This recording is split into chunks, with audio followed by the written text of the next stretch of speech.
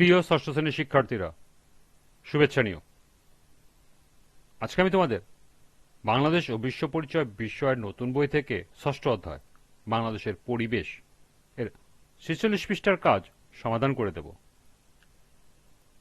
প্রথমে তোমাদের বলবো, যারা আমার চ্যানেলটি সাবস্ক্রাইব করো নাই তারা আমার চ্যানেলটি সাবস্ক্রাইব করবে এবং আমার সাথে থাকবে। তাহলে চলো আমরা ক্লাস শুরু করি।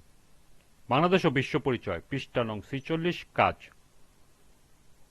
প্রকৃতির ভারসাম্য রক্ষায় নিজেদের করণীয় নির্ধারণ করে উপস্থাপন করো।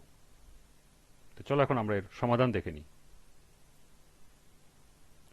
প্রকৃতির ভারসাম্য রক্ষা করা আমাদের সকলের দায়িত্ব। আমরা কিছু সাধারণ পদক্ষেপের মাধ্যমে প্রকৃতির এই ভারসাম্য বজায় রাখতে পারি। প্রকৃতির ভারসাম্য রক্ষায় নিজেদের করণীয় নিম্নে উপস্থাপন করা হলো। ১.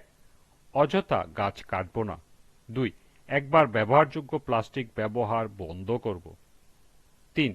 পুনঃব্যবহারযোগ্য সামগ্রীর ব্যবহার বাড়াতে হবে। ৪. যেখানে সেখানে ময়লা ফেলব না। ৫. যেসব গাড়ি থেকে কালো ধোঁয়া বের হয় সেগুলো চলাচল বন্ধ করার জন্য সচেতন করব। ৬.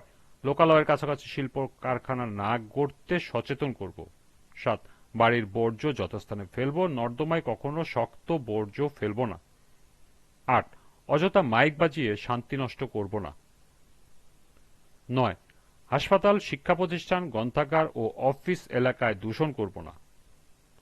১০. পাহাড় কাটব না। ১১. নদী, খাল, হ্রদ বা সমুদ্র সহ ছোট বড় কোনো জলাধারে ময়লা ফেলব না। ১২. বন, পাহাড়, নদী সহ কোনো প্রাকৃতিক সম্পদ নষ্ট করব না। ১৩. গাছ লাগাবো ও গাছের যত্ন নেব। ১৪. প্রকৃতির কাছাকাছি থাকব। ১৫. মানুষের সৃষ্ট পরিবেশ দূষণের কারণগুলো জানাবো ও প্রতিরোধের ব্যবস্থা নেব। ১৬. উন্নয়নমূলক কাজে প্রকৃতি ও পরিবেশের ভারসাম্য রক্ষাকে অগ্রাধিকার দেব। ১৭. নিজের খাবার, পোশাক ও অন্যান্য জিনিস নির্বাচন ও ব্যবহারের পরিবেশের ভারসাম্যের কথা বিবেচনা করব। ১৮. জৈব বর্জ্য কম্পোস্ট করে সার হিসাবে ব্যবহার করব। ১৯. কীটপতঙ্গ, পশু পাখি এবং অন্যান্য প্রাণীর আবাসস্থল ধ্বংস করব না। এবং সর্বশেষ ২০.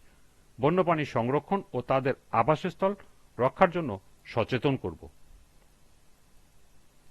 এ ছিল ৪৬ পৃষ্ঠা কাজের সমাধান।